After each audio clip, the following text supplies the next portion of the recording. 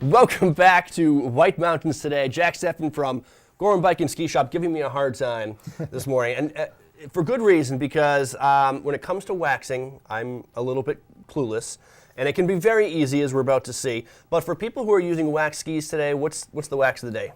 Well, it's a pretty complicated ski today because I've been monitoring this over the last day and a half, because we've got the White Mountain Classic up at Jackson today. Yep. And we're right around that freezing point, or we should be by the time the race is going. So they're talking about a base wax that's a clister base, and we have a spray-on version that allows you to make it really thin and even.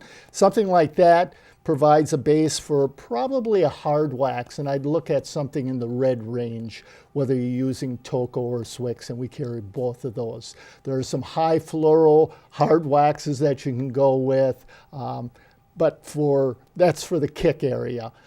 For the glide wax, probably for a race, we'd be looking at a Black Wolf 8. All right. And yeah, it's pretty complicated. Complicated. I hear a lot of probablys and things like that. So right. The weather changes. The weather is the variable here, and the conditions of the snow. Gorham Bike and Ski Shop located at Jackson Ski Touring, right in Jackson Village, New Hampshire. And you mentioned you have the big Jackson 30K going on. So what is the attitude of the racers this morning? Do they want a cold day with consistent conditions, or because everybody's racking their brain right now trying to get the wax just right, and that can have a huge effect on their performance? Is it going to be 28 or is it going to be 35 at the end of the race? That's always the most stressful thing. I got to get that wax right. I can't have someone else get the the correct waxing conditions, and then I get the wrong one.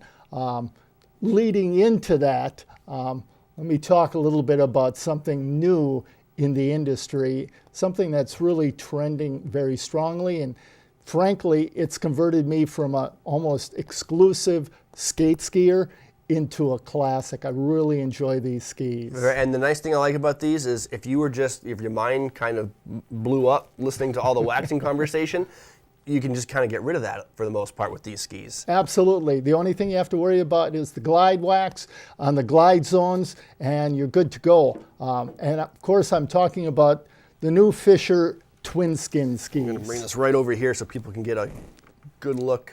So this has technically been around, since the 70s or 80s, skin skis.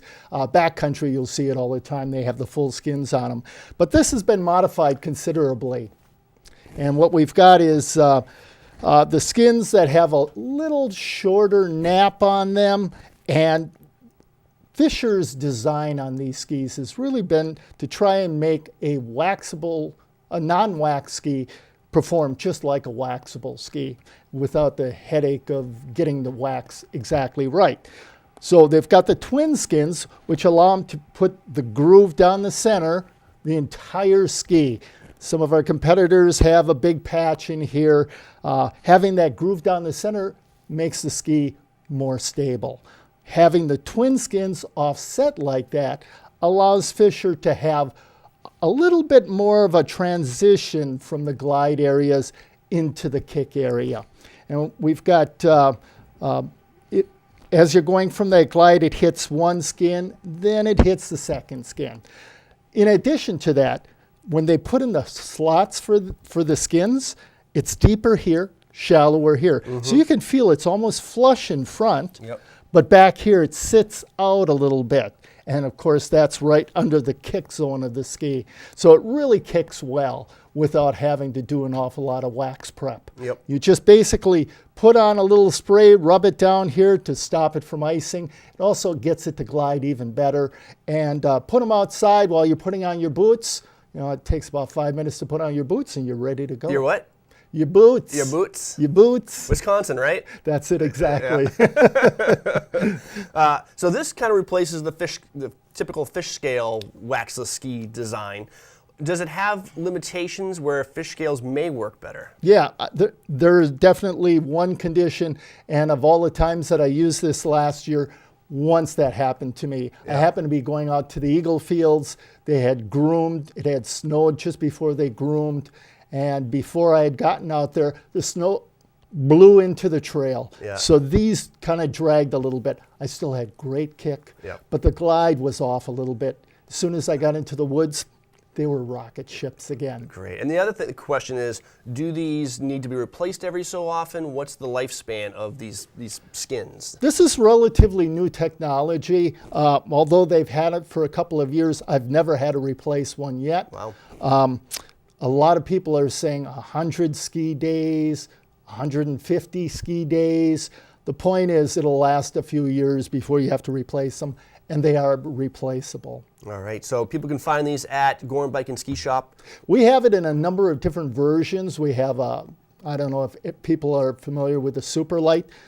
It's a little wider ski underfoot for a little increased stability. Yep. And then we have it in this twin skin race, which is a little lighter ski, a little narrower, a little faster. And then they have it in their carbon light high-end race ski. Right. What level of skier would you say this is made for? Is this for someone who is just starting out and someone who is experienced? Will they enjoy this ski as well? Well, we have some that a beginner skier might really enjoy. And again, the ease of use is where it's at for this ski. Some of those start like $239.99, and then we go up to $400 or $600 skis, depending upon if you're a racer. So as you can see, it goes across the gamut. You can have a beginner ski that can really appreciate these, or you can have the racer. To be honest with you, at the White Mountain Classic, this would be my ski. Really? This would be my ski. So it's choice. that universal. So this really is really is a groundbreaking ski. Yep, and I don't have to worry about getting the wax right. That's a stress that I don't need. I get stressed just hearing about it. Exactly. Especially on a day like today, there's people with like wax boxes everywhere, cursing and kicking things and trying to get things right and looking at the thermometer. And oh yes, and it's changing as they're waxing, Yeah. so it's a difficult thing. So these really work out great. I'm a big fan. Yeah. And we have these that can be demoed up at Jackson too. So all you have to do is stop in the shop. We ask that you take them out for 20 minutes, 30 minutes, something like that. Leave a driver's license if you would. There's no charge for them. And see if you really like the twin skins. I think people will really love them. In Europe, you see very few sales of scaled skis anymore. Most of them are going to the skins. Really? That's great. So you can be on the cutting edge. Demo these at Gorham Bike and Ski in Jackson. Right. And you guys, when you're out in the trails, you want to be warm, you want to have the right clothing for wicking, and you also want to look good. You've got a Swix hat. What's new? The Swix hat doesn't seem to have changed over the years. Is there anything new? We've got a display up there, and this has been a real popular hat for us. This one has been around since 1974, unchanged. You can own a piece of Nordic history by buying one of these hats. Nice. Originally, they had the stripes that were on there that represented all the different wax colors because the kick waxes are, they're all color keyed. So eventually, you can just go here and figure out which wax you need by looking at your hat. I'd never realized that. Those represents the different waxes. Yeah, originally they gave those away at the Olympics over in New York at what is it? Lake Placid. Lake Placid. Yeah. They gave them away. Everybody loved them. And since then, the next year they started selling them, and they've been selling them ever since. So it's really kind of a unique hat. We see high school students coming in wearing these hats, usually a little more wax on them and maybe a little sweat stained. But I think everybody that's skied for some time, at one time or another, has owned a hat like this. All right. Well, before we say goodbye, so we've got the skis, we've got the hat. What's your trail pick? Have you been out on the network recently? Everything's been really good. The Wave, the Eagle Mountain trails. Everybody's favorite is always the Ellis River. The Keeney Trail is really a terrific trail. They introduced that last year. People love that. And there are two different ways to do it. Clockwise, you get a lot of downhill down the Keeney. If you want a long, serious climb, well, then do it counterclockwise. Both are fun and exhilarating. All right, Jack Steffen from Gorham Bike and Ski Shop, located in the base lodge of Jackson Ski Touring Center, right in downtown Jackson Village. Thank you so much for joining us. Thanks, Chris. And we'll see you a lot more throughout this winter. Folks, stay tuned. White Mountains TV will be right back.